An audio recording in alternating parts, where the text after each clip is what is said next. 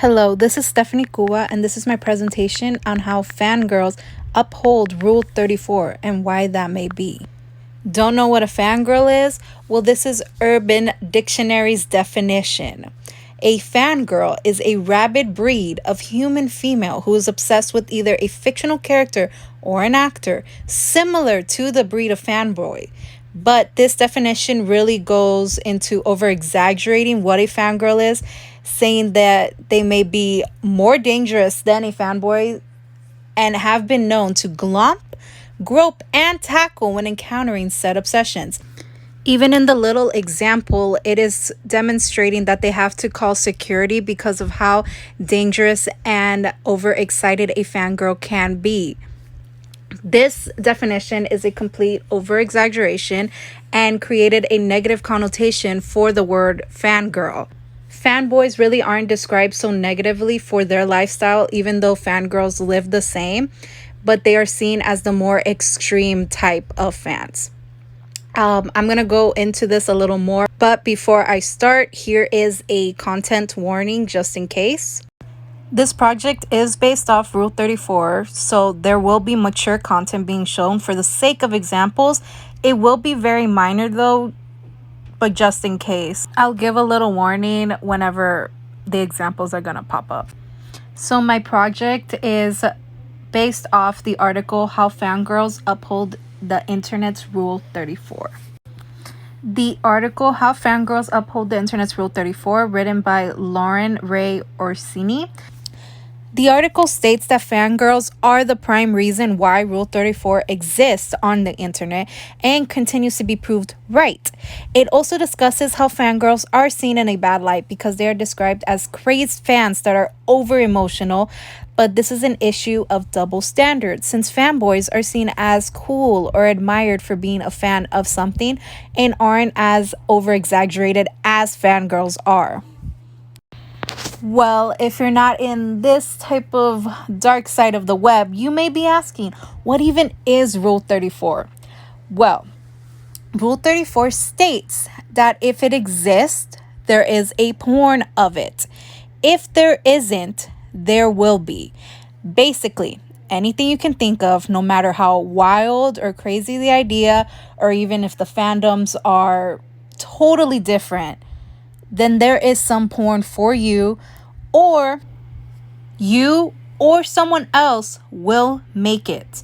So basically, Rule 34, if it doesn't exist, create it. In the next slide, I will be showing examples of how Rule 34 exists in the internet. When you search Rule 34, you can see the different fan art that comes out of things you really wouldn't believe would exist for porn, but here it is. Just from this short video, I was even surprised to see porn of shampoo bottles, Shrek, SpongeBob, the Google Chrome logo, Animal Crossing, Sonic, and so much more.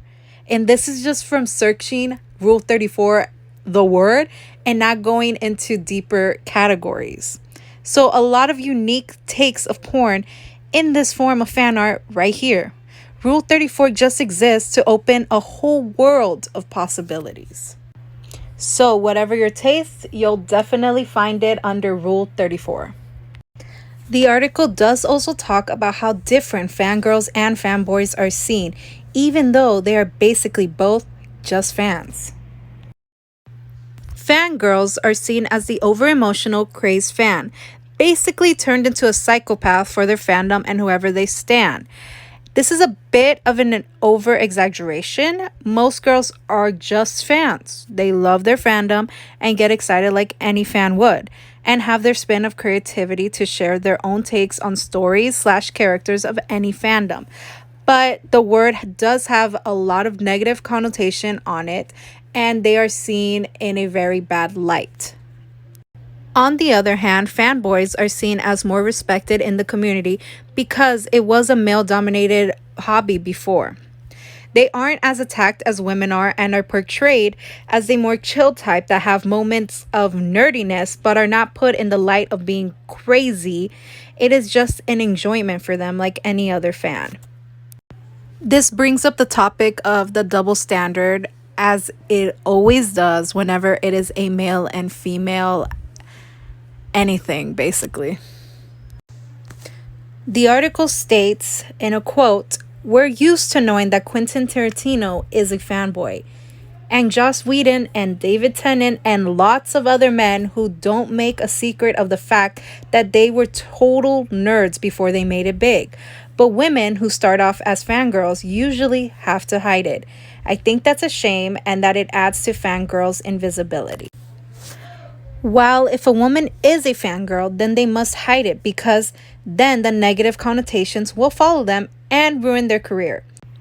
The author of 50 Shades of Grey started off as a fanfic writer, but had to hide it until after her success so it wouldn't be put at risk.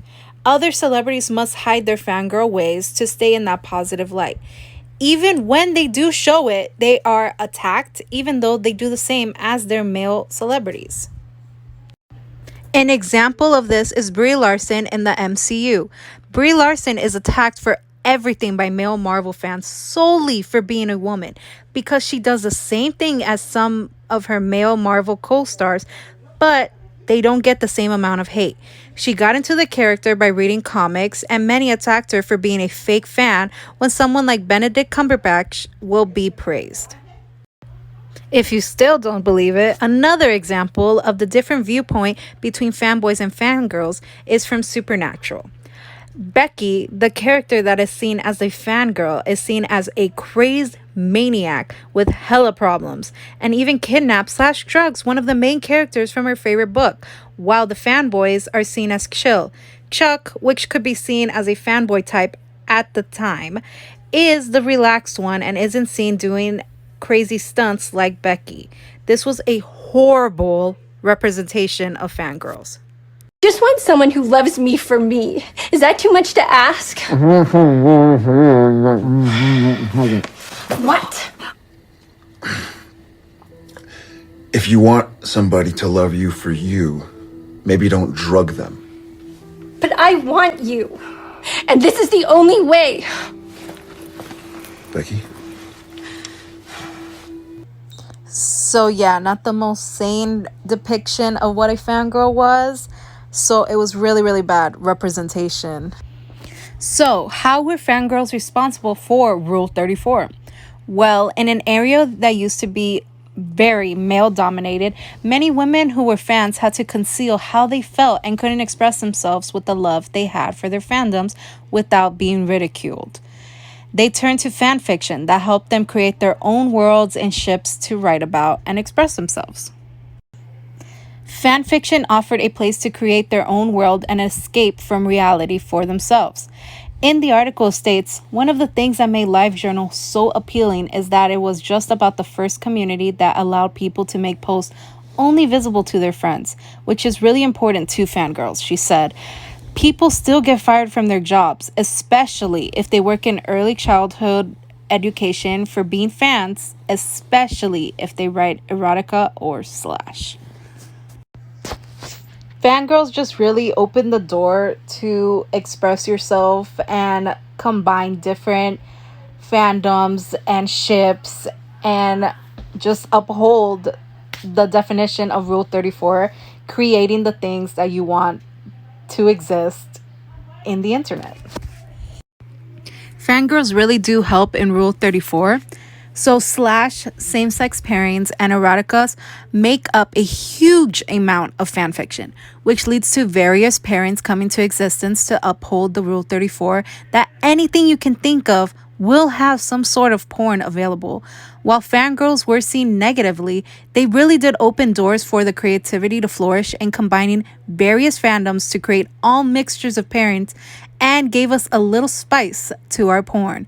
Think about it. Without them, we would be stuck with basic porn and not be opened up to the world of possibilities.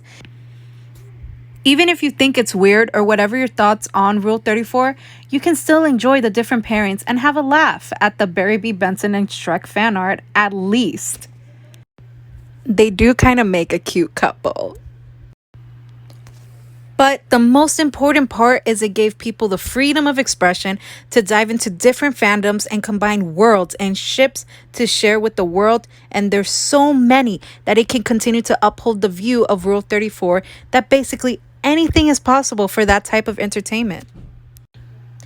Now, there is a mission to reclaim the word. Views on fangirls have changed and they are more respected and welcomed into fandoms. Even Supernatural managed to fix the character Becky and getting her more stable while still having a love for the fandom without the over exaggeration. Fan fiction will always be growing and developing Rule 34 because we can't live in a world without that creativity to be shared, no matter the uniqueness of it all. Fangirls are the backbone of fan fiction and for sharing their unique ideas to entertain us all. So make sure you thank your local fangirl for all the work she does for this world. And I hope you liked this presentation on how important fangirls are to Rule 34. Thank you.